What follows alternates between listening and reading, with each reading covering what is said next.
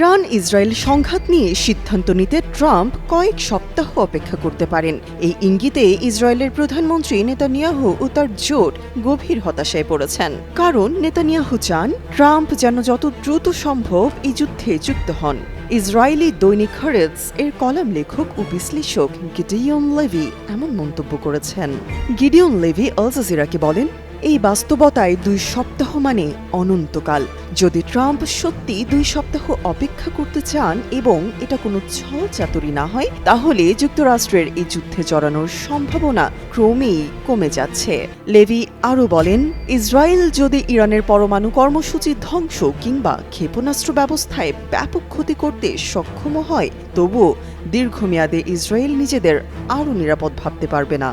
এই বিশ্লেষক বলেন, কিছুই সমাধান হবে না, কারণ ইরান তার সক্ষমতা পুনরায় অর্জন করতে পারবে। তিনি আরও যোগ করেন, ইসরায়েলের আরও অনেক নিরাপত্তা সমস্যা রয়েছে যেগুলো শেষ হয়ে যাচ্ছে না, যেমন গাজা।